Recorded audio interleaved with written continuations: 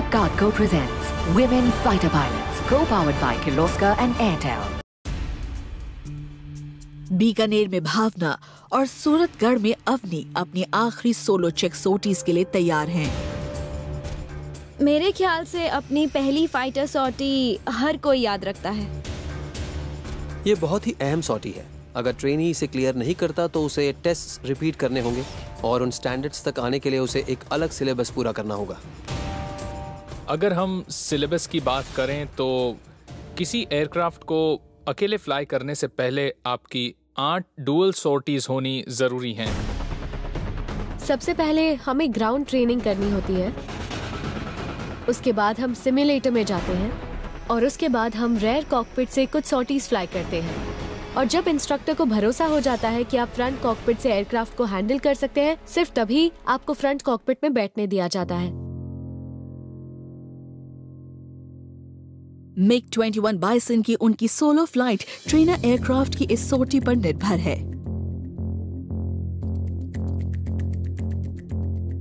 वो multiple dual checks fly कर चुकी हैं और उनकी ट्रेनिंग इस तरह डिजाइंड है जिससे वो एयरक्राफ्ट को अपने शरीर का हिस्सा महसूस कर सकें।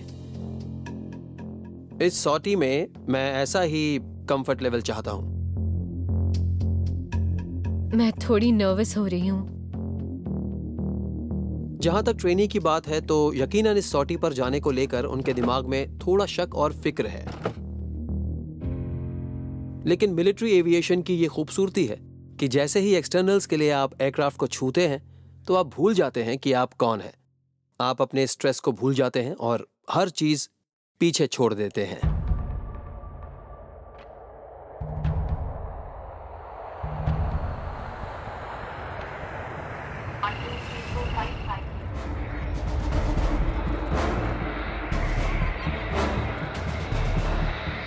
इस उड़ान में फ्लाइट इंस्ट्रक्टर कोई निर्देश नहीं देंगे और उन्हें खुद ही इस डुअल कॉकपिट ट्रेनर को उड़ाना है।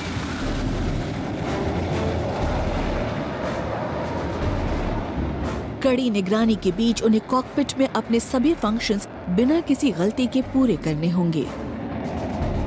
चेक सॉर्टी में टेक ऑफ से लैंडिंग तक अवनी और भावना को विमान उड़ाने में असाधारण कुशलता दिखानी होगी और सिर्फ तभी वो MiG-21 को अकेले उड़ा पाएंगी।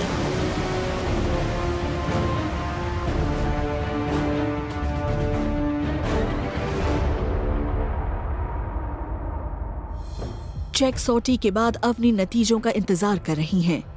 वो इसे क्लियर नहीं कर पाई तो उन्हें बाइसन को सोलो सॉर्टी पर ले जाने की इजाजत नहीं मिलेगी और उन्हें ट्रेनर पर कुछ घंटे और बिताने पड़ेंगे और इसका मतलब है वो स्क्वाड्रन के अपने कोर्स में दूसरों से पीछे रह जाएंगी। स्टैंडर्ड्स को लेकर हर चीजें तय हैं।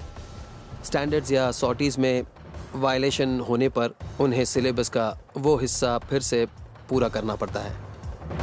अवनी का अपने कमांडिंग ऑफिसर और इंस्ट्रक्टर्स के साथ डीब्रीफिंग प्रोसेस चल रहा है, जो उनकी परफॉर्मेंस इवैल्यूएट करके फैसला लेंगे कि वो अगले कुछ घंटों में पहली बार किसी बाइसन को अकेले उड़ाने के लिए तैयार हो चुकी हैं या नहीं। अवनी, भावना और मोहना अपने अपने स्क्वाड्रन से अपने पहले सोलो सॉर्टीज की इजाजत मिलने के इंतजार में हैं। जमीन या हवा में जरा सी भी गलती हुई तो नतीजे उनके खिलाफ हो सकते हैं। भावना और अवनी दोनों ने अपनी जरूरी चेक सॉर्टीज क्लियर कर ली हैं। कंफर्मेशन आते ही ये दोनों MiG-21 बाइसन को अकेले उड़ाने वाली पहली भारतीय महिलाएं बन जाएंगी। इस बीच मोहना अपनी व्हाइट कार्ड रेटिंग हासिल करने पर काम कर रही हैं। इससे वो लिमिटेड विजिबिलिटी में भी उड़ान भर सकेंगी और दूसरे ट्रेनी पायलट्स के मुकाबले आगे होंगी। इस रेटिंग में ये देखा जाता है कि आप कितनी आसानी से उस मौसम में इंस्ट्रूमेंट्स के रेफरेंस लेते हैं और किस तरह से लैंड करते हैं, और इसमें ये भी देखा जाता है कि डिसओरिएंटेशन की कंडीशन का आप कितनी काबिलियत से सामना कर पाते हैं। पहली सॉर्टी में बहुत सी तैयारियां और डुअल चेक्स होते हैं, क्योंकि फाइटर पर जब आप पहली सॉर्टी पर जाते हैं तो आपने वो एयरक्राफ्ट उससे पहले कभी नहीं उड़ाया होता है। हालांकि ये महिलाएं डुअल कॉकपिट वाले टाइप 69 ट्रेनर पर प्रैक्टिस कर चुकी हैं, लेकिन सोलो सॉर्टी में उन्हें MiG-21 के सिंगल कॉकपिट में अकेले होने के लिए खुद को तैयार करना होगा। आपको एयरक्राफ्ट पर भरोसा करने के साथ ही खुद पर भरोसा करना होता है कि आप उसे हैंडल कर लेंगे। यहाँ गलती की कोई गुंजाइश नहीं है। लैंडिंग या टेक ऑफ के दौरान एक छोटी सी भी गलती के नतीजे खतरनाक हो सकते हैं। ब्रीफिंग वही थी जो कि सुबह हुई थी, तो मैंने अपना फाइटर हेलमेट पहना और एयरक्राफ्ट की तरफ जाना शुरू कर दिया।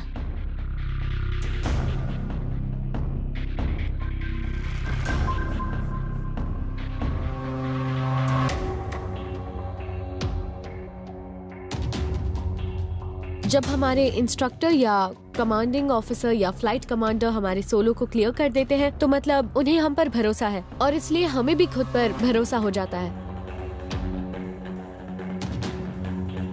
मेरे दिमाग में यही चल रहा था कि यस फाइनली अब मैं अकेले MiG-21 बाइसन उड़ाऊंगी।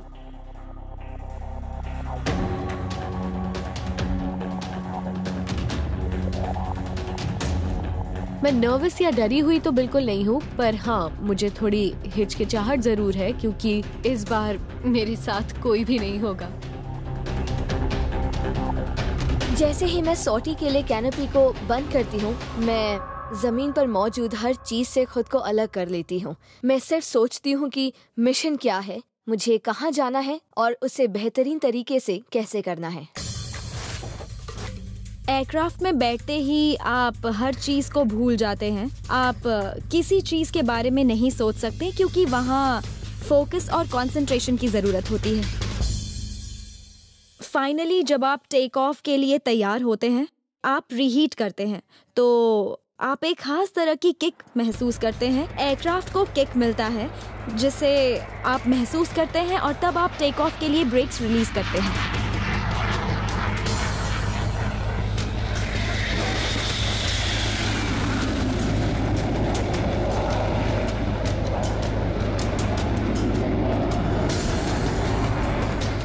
तो हवा में पहुंचकर आपको एक अलग सा एहसास होता है क्योंकि आप पहली बार बिल्कुल अकेले एक नया एयरक्राफ्ट उड़ा रहे होते हैं।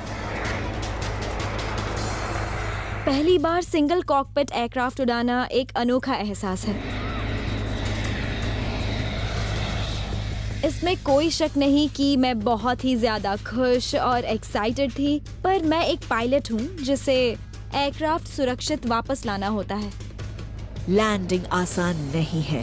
अवनी और भावना को अपने MiG-21 बाइसन के टचडाउन के लिए पूरी सावधानी बरतने के साथ ही सही वक्त पर पैराशूट खोलना होता है ताकि एयरक्राफ्ट की रफ्तार कम हो और उसका संतुलन भी बना रहे।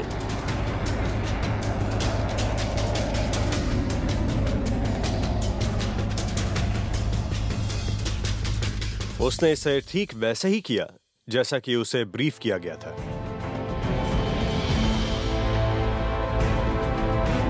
भावना और अवनी MiG-21 बाइसन की अपनी पहली सोलो सॉर्टी से लौटकर बेहद खुश हैं और इस बीच मोहना अपनी व्हाइट कार्ड रेटिंग हासिल करने में कामयाब हुई हैं। ये बहुत ही एक्साइटिंग है और इस एहसास का किसी और चीज से कोई मुकाबला नहीं है।